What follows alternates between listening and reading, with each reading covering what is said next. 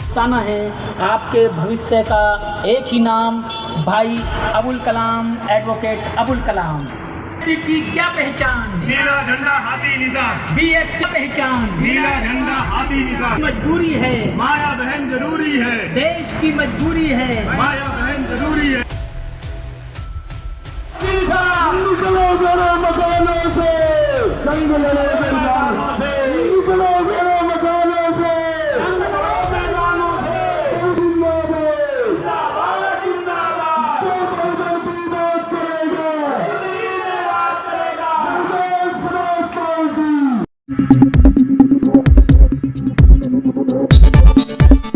BJP का तो पहले ही मकसद है खतरे का, और संविधान के खिलाफ भी तो चुनाव उनका तो अलग ही है। वो तो हमेशा संविधान के खिलाफ भी रहते हैं। आपने अभी कहा था भाषण में कि माइक का लाल की नहीं है तो संविधान को बदल सके। बिल्कुल ठीक कहा मैंने। कोई माइक कैसे कह रहे हो कि संविधान नहीं, मैं कह रहा हूँ कि कभी बदल नहीं सकते संविधान को, ये इनके औकात नहीं कभी जा। और आप लोगों ने देख लिया होगा, जिस दिन थोड़ा सा एक एपिसोड हुआ था 2 अप्रैल वाला, आपने देखा होगा। एक कानून जो बनाया था इन्होंने, और 2 अप्रैल को पूरे देश के अंदर बहुजन समाज पार्टी के लोगों ने वो करके दिखा दिया था कि इनको वापस लेना पड़ा था। तो इनकी औकात नहीं कि कभी संविधान को बदल सके। क्या संविधान में कोई बदलाव नहीं हुआ अभी तक बीजेपी का? संविधान में कह रहा हूँ, सारे संविधान को नहीं बदल सकते, अमेंडमेंट जरूर कर सकते हैं ये, पर संविधान को बदल नहीं सकते। ये सोच रहे हैं सारे संविधान को बदल दे, ऐसे नहीं कर सकते। 25 तारीख को चुनाव है, आप दिल्ली को पूरे प्रभारी हैं, देख रहे हैं, क्या अपील करेंगे आप जनता को? मैं प्रदेश का अध्यक्ष हूँ दिल्ली का, और मैं जनता के आपके चैनल के माध्यम से, आप सभी के भाइयों के चैनल के माध्यम से मैं दिल्ली की जनता से यही अनुरोध करता हूँ कि आने वाली 25 तारीख को ज़्यादा से ज़्यादा संख्या में हाथी के सामने वाला बटन दबा करके हमारे 7 प्रत्याशी हैं, सभी को सफल बनाने का काम करेंगे। बहन कुमारी में आदि हाथ मजबूत करेंगे और सभी सातों के साथ हमारे प्रत्याशियों को लोकसभा में पहुँचाने का काम करेंगे। आप देख पा रहे होंगे, अब पूरी दिल्ली को आप खबर कर रहे हैं, देख भी रहे, सारे प्रत्याशियों को हमारे जो बीएसपी के सबके पास आप जा रहे हैं, तो आप देख पा रहे होंगे अब्दुल कलाम भाई बड़ी मजबूती के साथ इधर चुनाव लड़ रहे हैं, और सर समाज का इनको समर्थन मिल रहा है।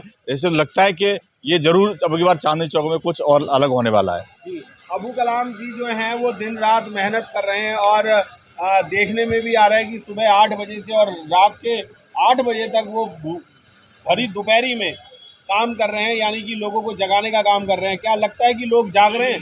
बिल्कुल जगेंगे, लोग तो जाग चुके हैं वैसे, और जो थोड़ी बहुत है वो भाई अब्दुल कलाम जी लगे हैं, हम लोग लगे हैं, आप सब लोग लगे हैं जगाने के लिए। और ये अकेला अब्दुल कलाम का काम नहीं है, ये बहुजन समाज के और खास तौर से SC/ST माइनॉरिटी के साथ साथ जो सर्व समाज में जो सवर्ण कास्ट के जो गरीब लोग हैं, उनका भी यही काम है, और बहुजन समाज पार्टी उनका कल्याण कर सकती है और कोई नहीं कर सकता। दलित मुस्लिम गठबंधन की प्रचार करने के लिए बहन जी दिल्ली क्यों यहाँ पर? ये माननीय बहन जी का वो है, क्योंकि बहन जी उधर उत्तर प्रदेश को ज़्यादा समय दे रही हैं, और उनका जो कार्यक्रम वो तब पूरा फिक्स हो चुका 23 तारीख तक का, इसलिए कोई परिस्थिति कारण नहीं आ पा रही है। ऐसा नहीं है कि नहीं आएंगी, और अभी हो भी सकता है, अभी हम लोग बातचीत कर रहे हैं, क्या पता अभी समय मिल जाए हमें।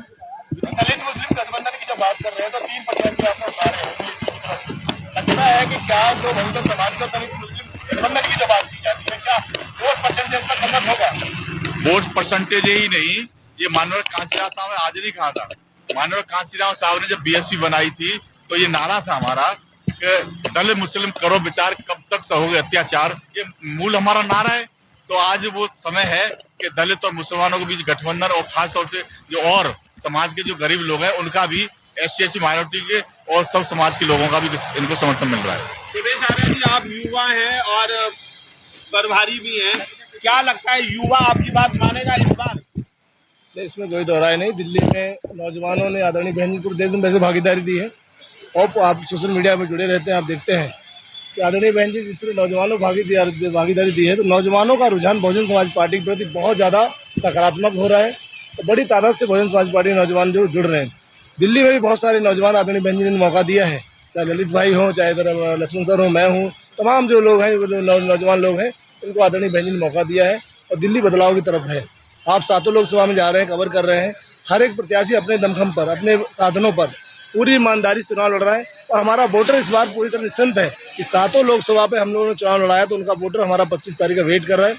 और निसंदेह पिछली बार जो 2019 में मिस्टेकिंग हुई थी उसको हम लोग पूरा करने का काम किया। सातों लोकसभा पे हमारा एक एक कर्मठ कार्यकर्ता, एक एक पदाधिकारी पूरे जी जान से लगा है कि इस बार हम लोग दिल्ली में ज़रूर अपना वोट परसेंटेज के साथ साथ कुछ ना कुछ नया करने का भी काम करेंगे।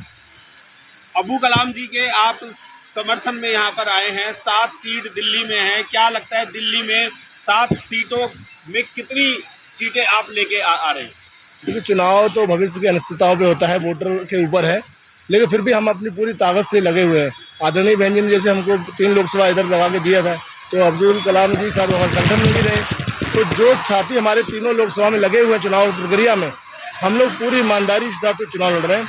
निसंदेह चाहे नई दिल्ली का राजकुमार जी उसका देखा होगा, उधर विशाखा आनंद से आप मिल के आए हैं, इधर अब्दुल कलाम के साथ आप लगातार हैं, तो तीनों जितनी मेरे पास जिम्मेदारी है, मैं निसंदेह कह सकता हूँ इस बार वोट परसेंटेज में बड़ा इजाफा होगा और परिवर्तन भी आ सकता है। जी, चांदनी चौक से अबू कलाम जी आप प्रत्याशी हैं बीएसपी से, क्या लगता है आपको कि कितनी वोटों से आप आगे बढ़ेंगे या शुरुआत करेंगे? देखिए ऐसा है कि मैं ये कहना चाह रहा हूँ आपसे कि एक तो गठबंधन हो चुका है इंडिया का जी, और एक एनडीए चल रहा है, उन दोनों का आपस में भी गठबंधन है, जिसको गठबंधन कहते हैं इलेक्ट्रॉल का गठबंधन।